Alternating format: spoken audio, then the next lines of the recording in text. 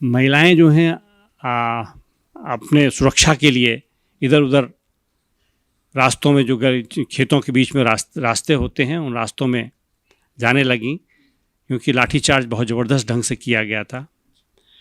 लेकिन जो पुलिस की बर्बरता थी वो इतनी भयानक थी कि उसको जो है इतिहास के पन्नों में एक काले पन्ने के रूप में लिखा जाएगा।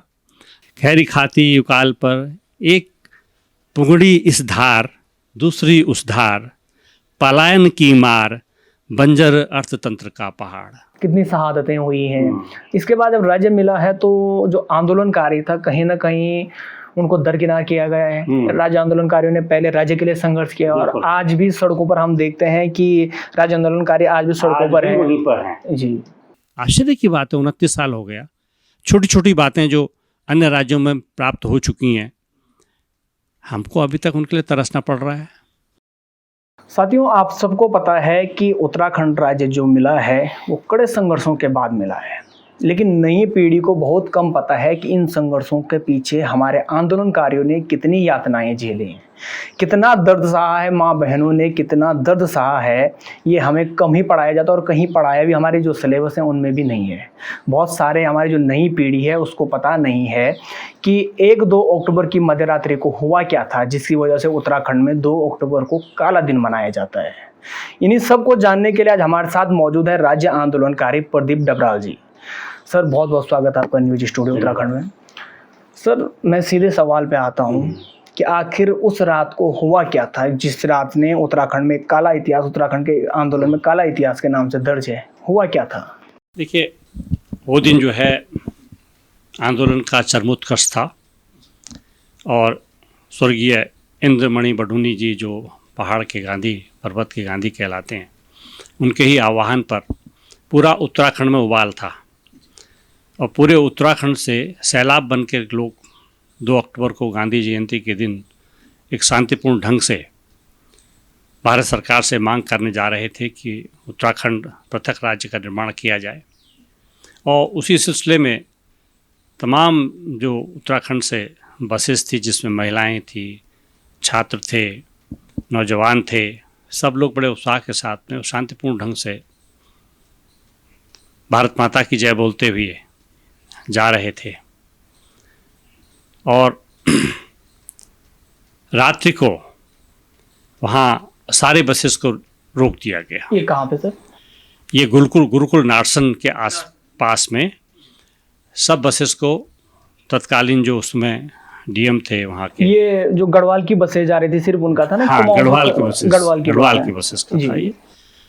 तो को रोक दिया गया और बिना किसी पूर्व सूचना के ये सब हुआ था। तो उससे हमारे युवक आंदोलनकारी ने उनसे अनुरोध किया कि भाई हमको आगे जाने दिया जाए, हम शांतिपूर्ण ढंग से आंदोलन करने जा रहे हैं और ये हमारा अधिकार है, प्रजातांत्रिक अधिकार है कि अपनी मांगों के लिए हम भारत सरकार से मांग करें। और इसी सिलसिले में वहाँ पर हम लोग आराम से सड़क पर बैठ करके धरना दे रहे थे। जब रोक दिया था पुलिस वालों ने? हाँ, हमारी तरफ से उकसावे की कोई कार्रवाई ऐसी नहीं की गई, लेकिन जिस प्रकार से पुलिस का वहाँ पर व्यवहार था, जिस प्रकार से वहाँ की जो वातावरण वहाँ पर बना, क्योंकि संख्या बहुत थी और लोगों के अंदर ये आक्रोश था कि हमको क्यों रोका जा रहा है। ऐसा भी कहा जाता है सर कि कुछ गाड़ियों को आगे जाने दिया गया था। हाँ, कुछ गाड़ियों को आगे छोड़ दिया गया था, जाने दिया गया था, जिसमें पुरुष थे और उसमें महिलाएं जो है ज़्यादातर पीछे रह गई थी। जो गाड़ियाँ रुकी थी उनमें गाड़ियाँ रुकी थी। और उसके बाद उन्होंने जो है पुलिस ने लाठीचार्ज शुरू किया, भगदड़ मच गई और जितनी बसेस थी। ये टाइम क्या रहा होगा सर उस दौरान जब ये लाठीचार्ज शुरू हुआ? ये लगभग मुझे लगता है 11 बजे के 12 बजे के आसपास का टाइम था, रात्रि का। और ये लगाइए कि 3 किलोमीटर तक लगभग जितनी बसेस थी पुलिस ने सारी बसेस के शीशे तोड़ दिए। आप भी पीछे वाली बसों में थे? हम बीच की बसेस जो रुकी हुई थी, सारे बसेस के शीशे तोड़ दिए। और वहाँ पर जो है पूरा दृश्य ऐसा था कि एक भयानक मंजर था। महिलाएं जो हैं अपने सुरक्षा के लिए इधर उधर रास्तों में, जो खेतों के बीच में रास्ते होते हैं, उन रास्तों में जाने लगीं, क्योंकि लाठीचार्ज बहुत ज़बरदस्त ढंग से किया गया था। लेकिन जो पुलिस की बर्बरता थी वो इतनी भयानक थी कि उसको जो है इतिहास के पन्नों में एक काले पन्ने के रूप में लिखा जाएगा। जो कुछ वहाँ पे हुआ हमारी माता बहनों के साथ में, जिस प्रकार के अत्याचार किए गए और जिस प्रकार के जो हमारे युवकों के ऊपर जो दमन किया गया, 6-7 युवक हमारे वहीं मारे गए थे। ये लाठीचार्ज के बाद जो गोली कांड हुआ उसमें 6-7 युवक हमारे वहाँ पे मारे गए थे। और जो वातावरण वहाँ पर बना, उस वातावरण को जो वर्णन है वो वास्तव में उसको करना बहुत मुश्किल है। जो दृश्य बहुत भयानक था, क्योंकि नेचुरली जब हमारे आंदोलनकारियों के साथ ये व्यवहार किया गया, कुछ उत्तेजना हमारे लोगों के बीच में भी आई, युवकों ने भी अपने अपने ढंग से उसको रिएक्ट किया। तो ये एक भयानक मंजर था आंदोलन का। और इस दिन आंदोलन ने एक नया रूप लिया, नया टर्न लिया आंदोलन ने। पूरा उत्तराखंड के अंदर कर्फ्यू लग गया। पूरे उत्तराखंड के आंदोलन जो है, पूरा उत्तराखंड के अंदर जो युवक थे वो आक्रोश में थे और जगह जगह फिर गोली कांड हुई। सर, जब आप ये किस्सा बता रहे हैं, आपने तो अपने आंखों से उस दौरान देखा है, हम सुन रहे हैं तो मेरे रोंगटे खड़े हो रहे हैं। और हमारे दर्शकों का भी यही हाल होगा कि आखिर हमारे राज्य के प्रति हमारी महिलाओं ने, हमारे राज्य आंदोलनकारी, हमारी माताओं ने कितना दर्द सहा है। आज जब आप इस दृश्य को देखते हैं तो क्या नज़र आता है सर?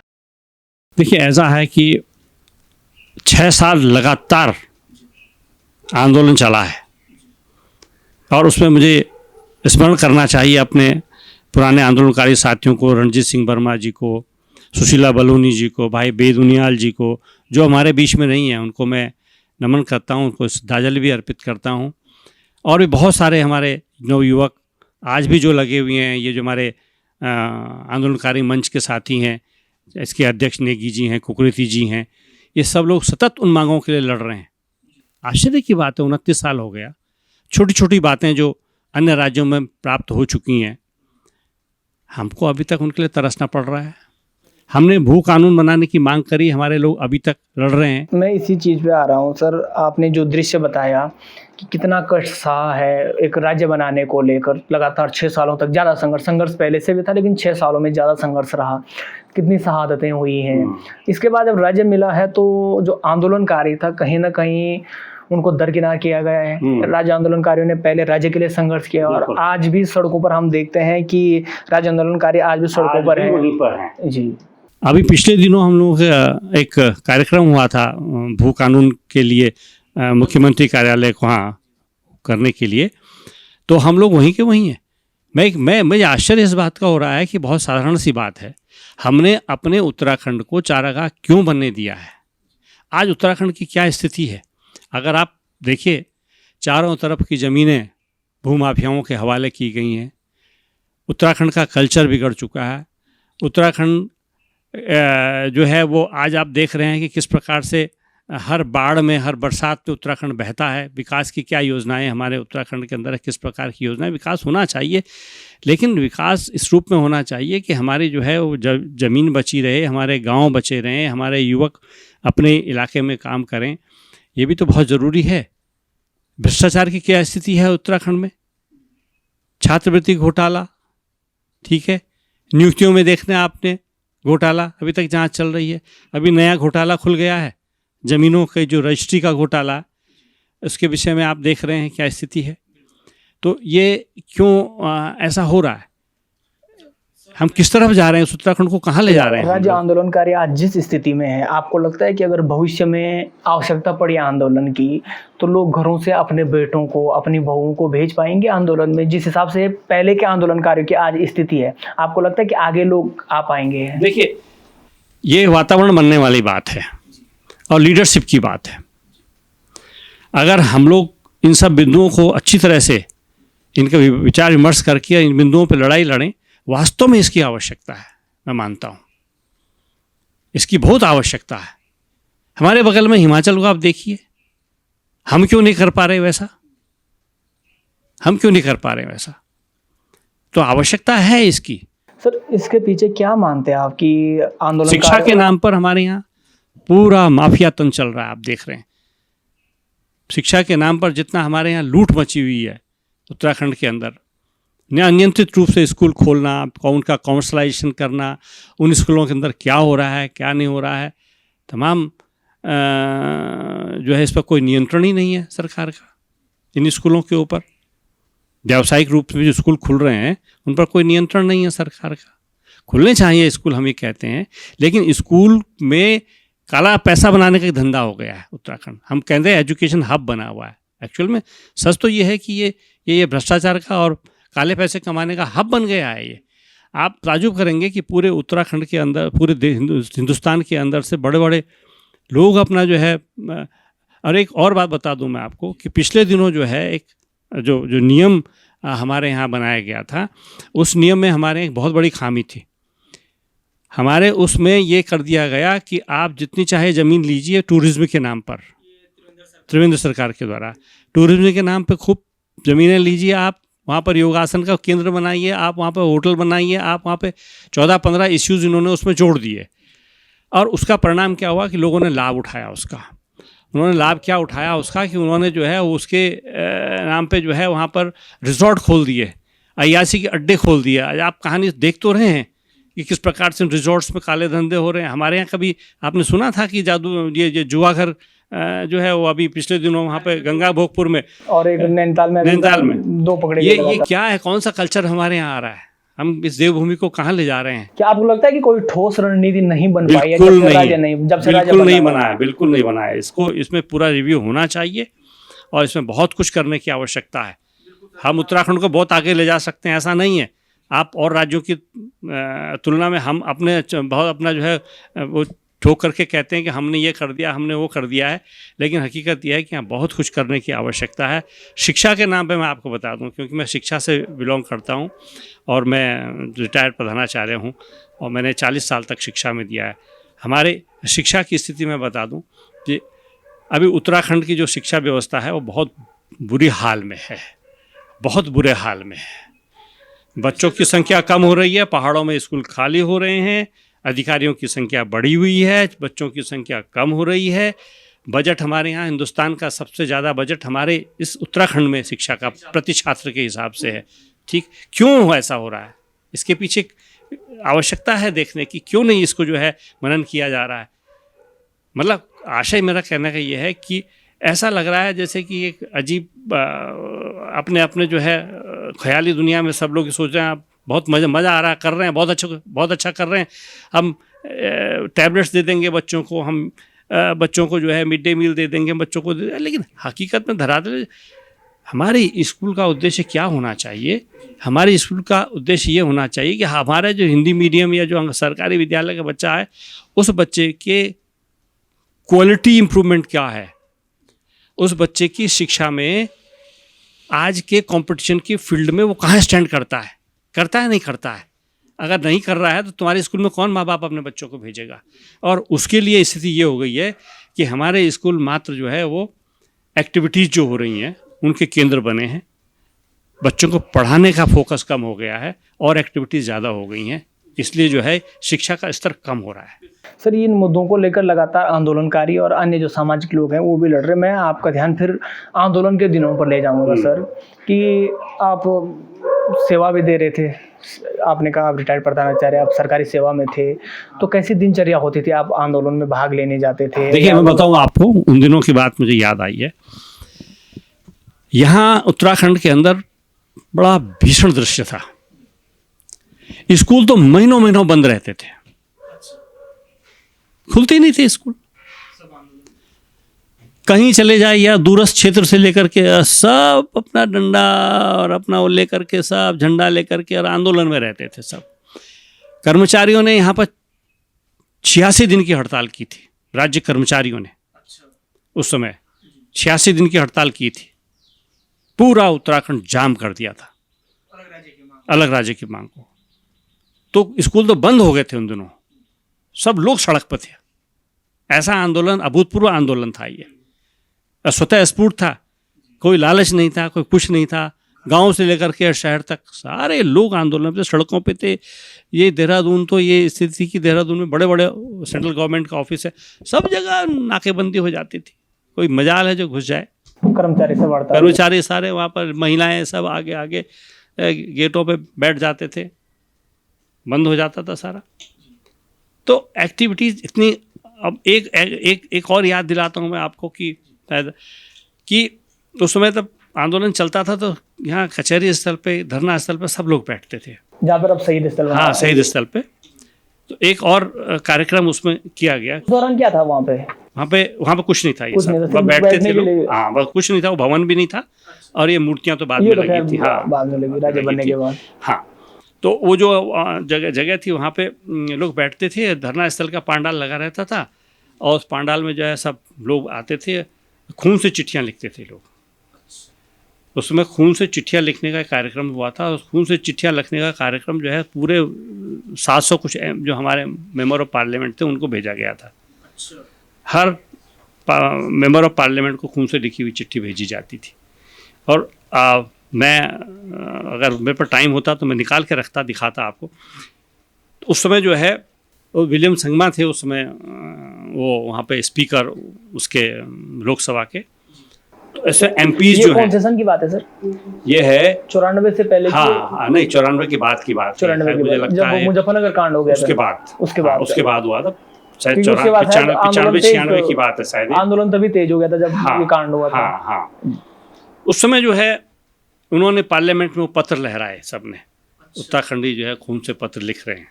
ये स्पीकर ने उसको संज्ञान लिया। अच्छा। उन्होंने कहा कि देखिए ये स्थिति आगे सरकार जवाब दे। ये मेंबर ऑफ पार्लियामेंट ने दिखाए थे, मेंबर ऑफ पार्लियामेंट से दिखाए थे ये, ठीक है। शायद उस समय नरसिम्हा राव थे, 86 के आसपास की बात है। तो मेरा कहने लगा इस आंदोलन ने कई आयाम जो है देखे हैं, कई तरह के रूप देखे हैं। जो है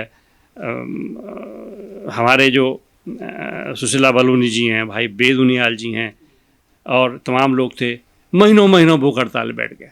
कोई चिंता ही नहीं है कि जान चली जाए तो चली जाए। और उसी का परिणाम था हमारे बहुत सारे आंदोलनकारी ऐसे रहे हैं जिनका स्वास्थ्य इतना ख़राब हो गया कि उनकी जो है असामयिक मृत्यु हुई है, काल मृत्यु भी हुई है। और कुछ लोग तो बुढ़ापे तक उसी को झेलते रहे। बहुत से लोग ऐसे हैं जो उस समय के जो घाव हैं, उन घावों को हमने कई जगह देखा। एक बच्चा था यहाँ पे बलूनी करके, वो उसका जो है वो आजीवन अपाहिज हो गया था। और मतलब कहने का इस प्रकार के जो बड़े आयाम हमने देखे। जब ये गोली कांड हुआ तो नेक्स्ट जो दूसरी रात थी तो जितनी भी लाशें थी वो सारी, और जितने घायल थे सब रुड़की हॉस्पिटल में ट्रांसफ़र किए गए थे। तो घायलों को भी देखने हम लोग गए थे। तो उसमें जो है बड़ा भयानक दृश्य था। नई पीढ़ी है, मोर्चरी में लाशें पड़ी हुई थी हमारे बच्चों की, हमारे लड़कों की मोर्चरी में लाशें पड़ी हुई हैं। कि 16 साल का ये हाँ सैलाकोई से एक लड़का था जो क्या कहते हैं रावत, हाँ सत्येंद्र रावत जी, सत्येंद्र चौहान जी। ये जो लोग थे इनको हमने रुड़की के हॉस्पिटल में अपनी आंखों से देखा है, किस प्रकार से लाशें खून में भीगी हुई लाशें किस प्रकार से वहाँ पड़ी हुई थी। घायल सारे हॉस्पिटल में पड़े हुए थे। उसके बाद नेक्स्ट नाइट क्या हुआ, नेक्स्ट डे क्या हुआ, इस देहरादून के अंदर, पूरे उत्तराखंड के अंदर आक्रोश में लोगों ने जुलूस निकाले, लोगों ने आंदोलन करे, कर्फ्यू लग गया, कर्फ्यू में लोग घायल होने लग गए, गोली कांड हुआ। यहाँ धर्मपुर में जो है वो क्या नाम है, भूल रहा हूँ मैं, नहीं वो गोली कांड में मारा गया था एक, वो बत्रा था, क्या नाम था उसका, वो गोली कांड में मारा गया, ठीक है। ये पूरा दून हॉस्पिटल जो है घायलों से भरा पड़ा था, जो देहरादून का, हाँ देहरादून का। और हम लोग जो है कर्फ्यू में अब जाएं तो क्या जाएं कैसे, मेरा घर नज़दीक है और हमारे जो रणजीत सिंह वर्मा जी और आंदोलनकारी थे उनको पास मिलता था कर्फ्यू में। तो यहाँ से लोग वो वहाँ से गाड़ी में भर के लाते थे सामान, बिस्किट, चाय और जो भी उनकी आवश्यकताएं होती थी और यहाँ से हम लोग जाते थे तो बांटते थे, सब लोगों को सेवा करते थे, सब लोगों की जो घायल थे लोग यहाँ पर। हड़ता, हाँ, मतलब जिनको गोली लगी, जिनको लाठी चार्ज में घायल हो गए, किसी की टांग टूट गई, किसी की कमर टूट गई, किसी कुछ हुआ, मतलब सब लोग यहाँ पर उनकी सेवा करते। आंदोलन का बड़ा अजीब गरीब मंजर था। आंदोलन का जो 6 साल का उतार चढ़ाव है ना, उसमें बहुत लोगों ने लिखा है। वो अपने आप में एक बहुत बहुत बहुत बहुत ऐसा इतिहास है, वो पठनीय इतिहास है, और बच्चों को पढ़ाना चाहिए, नई पीढ़ी मैं के उसी बच्चों पे को आ रहा था पढ़ना सर कि चाहिए। आखिर लिखा बहुत कुछ है, हाँ। लेकिन उसको पढ़ाया नहीं जाता देखिए, है। हमने रखा है, मुझे लगता है उत्तराखंड सरकार ने भी इस पर कुछ अभी पिछले दिनों पिछले स्टेटमेंट कुछ दिया है दिया था, लेकिन वो अभी उतरा नहीं धरा कि पर। नए बच्चों को मालूम होना चाहिए कि राज्य कितने सेक्रीफाइसेस, कितने बलिदानों के बाद ये राज्य हमको मिला है। अगर बच्चे नहीं समझेंगे इस बात को, नहीं जानेंगे इस बात को, तो आने वाला भविष्य जो है इसकी गंभीरता को, राज्य की गंभीरता को समझेगा ही नहीं। उनका मिल गया राज्य, सरकार ने बना दिया राज्य, नहीं, इसके पीछे उद्देश्य क्या है, इस राज्य को बनाने के पीछे, इसके पीछे जो इसके बैकग्राउंड है उसको समझना पड़ेगा बच्चों को। नहीं समझेंगे तो बहुत मुश्किल होगा। उत्तराखंड के अंदर पूरा उत्तर प्रदेश का कर्मचारी आता था, शिक्षक आता था, उसको यहाँ रोजगार मिलता था, क्योंकि यहाँ पे ओबीसी नहीं है। पूरे उत्तराखंड का ओबीसी यहाँ पे आता था और उसके रोजगार उसे ज्वाइन करता था यहाँ पे, और 6 महीने बाद उत्तर प्रदेश चला जाता था, दूसरी खेप आती थी। और हमारा नवयुवक शहरों में धक्के खाता था। बेसिकली आंदोलन यहाँ से शुरू हुआ है, इन मांगों को लेकर। जब ओबीसी हमारे यहाँ है नहीं, 27% ओबीसी हमारे यहाँ है ही नहीं, और हमारे यहाँ वो बच्चे, तो हमारे यहाँ तो चारागाह बन गया था। इसलिए लोगों ने कहा कि नहीं, या हमें अपने बच्चों के लिए आंदोलन करते हैं। आज जो पीढ़ी हमारी है उनके लिए आंदोलन किया गया है।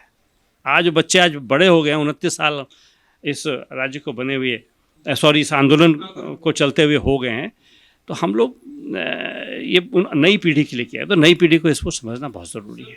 इतने संघर्षों की बात आपने बताई है, कई जगह लिखा भी गया है, बावजूद इसके जो आंदोलनकारी थे जिन्होंने गोलियां खाई, किसी के पैरों में लगे, तो बहुत सारे आपने बताया कि अपाहिज हो गए थे, किसी ने अपने जान गंवानी पड़ी, वो लोग आज एक, मैं कहूँगा, सत्ता में भी नहीं है ज़्यादातर। आखिर लगता है कि जब राज्य बना है, जिन लोगों ने डंडे खाए, जिन लोगों ने दर्द सहा, उनकी अनदेखी करके उनको दरकिनार किया गया है। बिल्कुल। इसको लेकर क्या कहें? देखिए, ऐसा है ना कि अब मैं छोटी सी बात बताता हूँ आपको। एक क्षैतिज आरक्षण हम लोग मांग कर रहे हैं कि 10% दिया जाए। इसके पीछे इतनी पॉलिटिक्स चली है, उसको इतना धकिया गया है कि सालों लग गए, हम वो नहीं करा पाए। इस सत्र में भी उसका जिक्र हुआ था, मानसून सत्र में। हाँ, फिर उन्होंने शायद इसको कहीं वो कर दिया है, उसमें कुछ ऑब्जेक्शन आया है। हाँ, तो मेरा कहने का आशय ये है कि जो हमारे नवयुवक हैं, जो घायल हुए, जो कुछ लोगों को सरकार ने पेंशन दिया है, कुछ लोगों को सरकार ने रोजगार भी दिया है, सरकार ने कोशिश करी है, लेकिन मैं ये सोचता हूँ कि एक बड़ी बात यह है कि अभी तक चिन्हीकरण पूरा नहीं हो पाया आंदोलनकारी जो पहाड़ों से निकल कर आए। मैं अपना उदाहरण देता हूँ आपको, चलिए छोड़िए, ज़्यादा दूर जाने की आवश्यकता नहीं है। मैं आंदोलनकारी हूँ, बच्चा उस समय का हर व्यक्ति मुझे जानता है, ठीक। मैंने स्वयं को मैं आंदोलनकारी के रूप में चिन्हित नहीं हो पाया हूँ।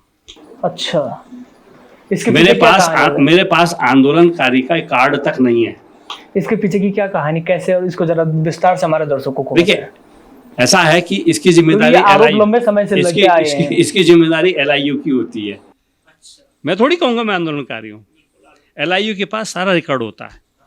LIU के लोग मुझे, अब रिटायर हो गए हैं वो लोग, आज मुझे मिलते हैं। एक भाई साहब मिल गए हमको, रावत जी, है रवराल जी आप रिटायर? मैंने कहा भाई साहब हम लोग कैसे रहते थे आंदोलन में साथ साथ। वो मुझे कहने लगे LIU के पास सारा रिकॉर्ड है, सरकार को चाहिए उनसे पूछिए। LIU की लिस्ट पूरी, LIU में सारी लिस्ट लिखी, कितने लोग जेल गए, कितनों के लाठी चार्ज हुए, कौन धरना स्थल में बैठे थे, कौन, सब उनके पास है। तो वो बनाए ना उसको।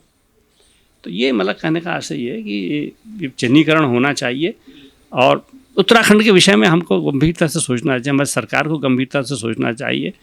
सिर्फ ये कह देना कि भाई फलां पार्टी जीत गई है, उनकी सरकार चल रही है, लेकिन नई सोच के साथ हमको उत्तराखंड के विषय में गंभीरता से सोचना पड़ेगा कि विकास हो रहा है तो विकास ऐसा हो कि हमारे गांव खाली ना हो, हमारा पहाड़ ना बिके, हमारे बाढ़ रुके, हमारे जंगल रुके, हमारा जल रुके, हमारे बच्चे यहाँ पर उनको रोजगार मिले स्थानीय स्तर पर, ऐसी पॉलिसी हमारी होनी चाहिए, ये हमारा कहना है।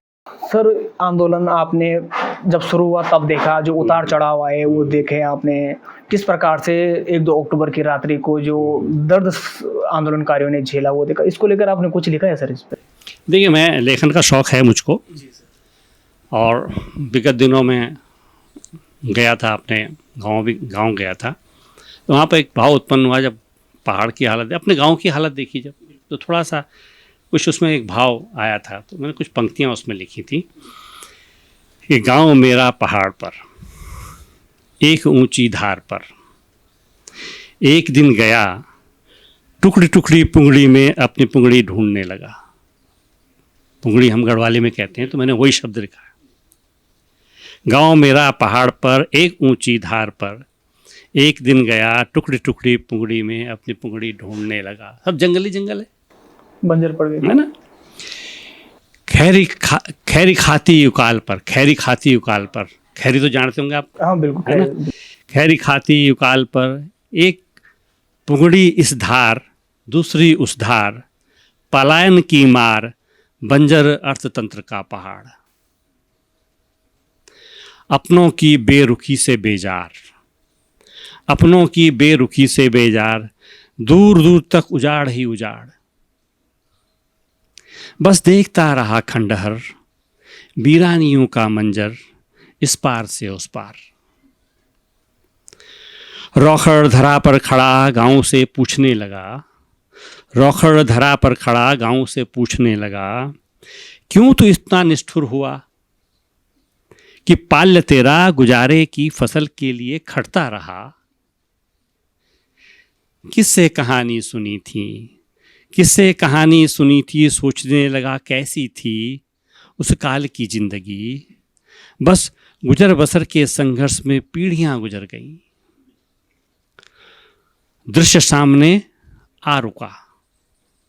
मैं पहाड़ पर रहा हूं ना, तो मैंने उस जमाने में देखा है ना गांव में कैसे रहते थे, हैं इसने भी देखा होगा। दृश्य सामने आ रुका, अब क्या है। ढंगारी ढाल पर हरी हरी घास सट सट काटी, लटपट बांधी गर्री सी गडोली, गर्री सी गडोली धरी चम कपाली, उनारी उकाली चली बेटी और बारी। अतीत के संघर्ष को भांपने लगा, गांव के मर्म को समझने लगा।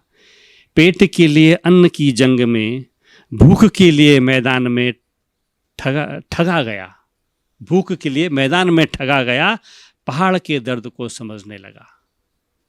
गांव के मध्य था खड़ा अपने पूर्वजों का घर, ढेर पत्थरों का बन गया, एक एक पत्थर था कभी घर की दीवार में सजा।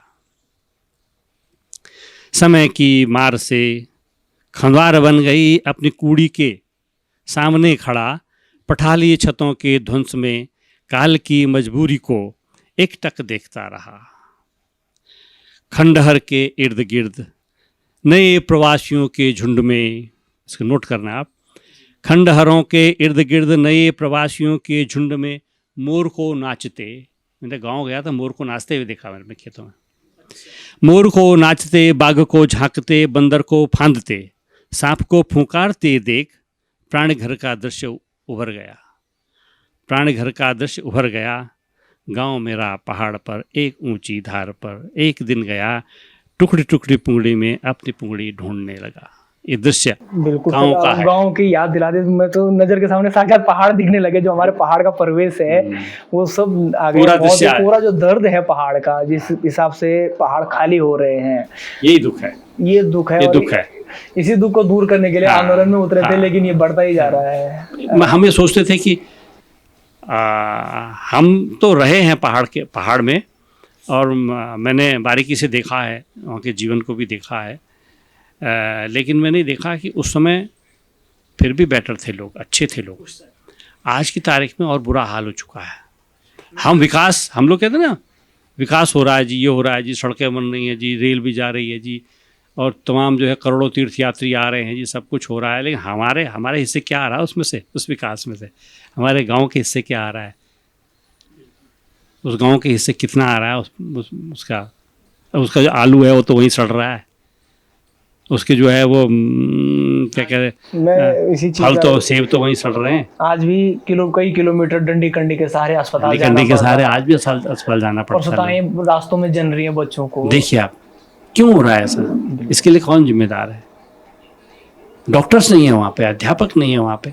बिल्कुल सर, आज भी इतने राज्य बनने के इतने साल बाद भी है ना? मूलभूत सुविधाओं के अभाव में जीने को तो मजबूर मतलब है। ये है कि हमने इसलिए मांगा था उत्तराखंड, इसलिए हैं? लेकिन अब आपको लग बड़ा रहा सपना था हमारा उत्तराखंड मैं के इसी विषय बात में। सर कि अभी आपने कहा था कि पहले हम सही थे, हाँ अब बिल्कुल। स्थिति ज्यादा खराब हो गई।